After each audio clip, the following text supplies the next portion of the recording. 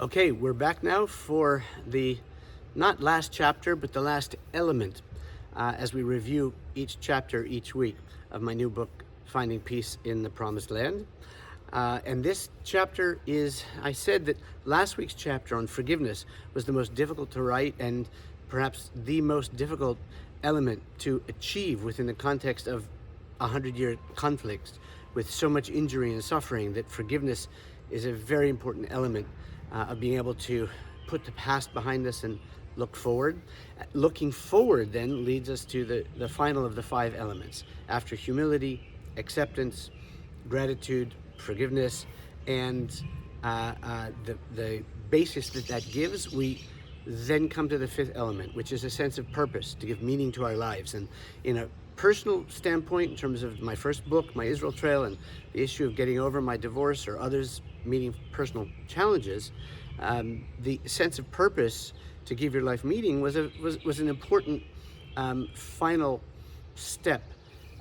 to begin that process of moving on with my life and moving forward for any individual. And of course, it's based on Viktor Frankl's powerful conceptual framework of logotherapy, of how having a sense of purpose is what's needed, and which is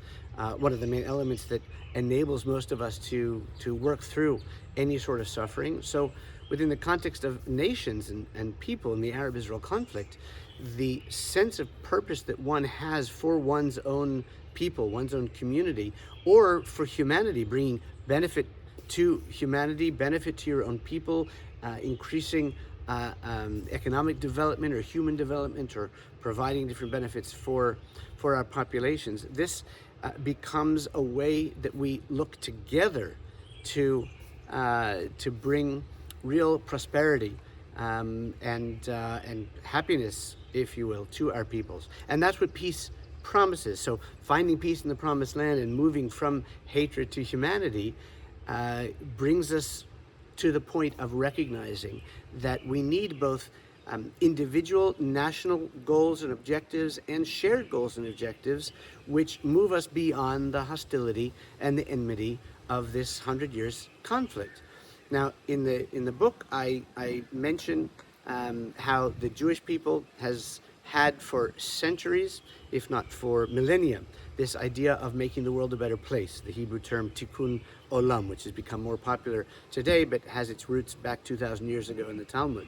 And that therefore, whether it's technological innovation or helping poor African farmers with drip irrigation, or providing services to disaster areas, Israel has shown its interest in and its commitment as a Jewish country and as a country for all of its citizens to provide benefit and to help humanity. The Arab world and the Muslim world has to play a little bit of catch up. Let's acknowledge that. And yet, within Muslim and Arab traditions and history and contemporary, both scholars, religious leaders, and political leaders, that theme also exists. Whether you look at the Gulf states' now interest in investing in the most vulnerable communities in the world, in Africa, for instance, which my business career has been focused in the last decade of bringing renewable energy to Africa, and we have partners across the Arab and Muslim world, and obviously other Muslim and Arab charitable pursuits, which demonstrate that within Islamic and Arab society there's a similar theme of making the world a better place, and there's no question that's true in Christian Arab society as well. So this chapter basically brings to bear a lot of these traditional elements, showing that yes, having an objective of destroying Israel or destroying the West or destroying America, or rejecting the legitimacy of the Jewish people's return to our ancestral homeland, that's not enough of an objective or a sense of purpose that can drive either development for their own societies, nor of course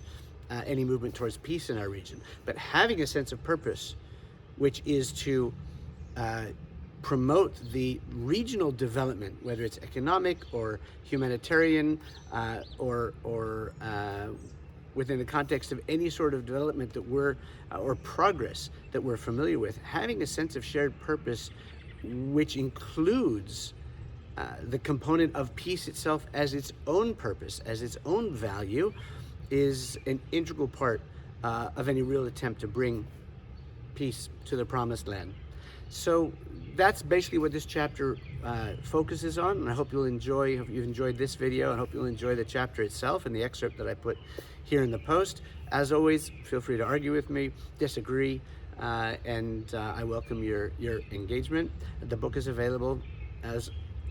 you can imagine, on Amazon and all other major platforms. And join us next week for our final review of the main next steps, practical steps that can be brought to bear from this perspective.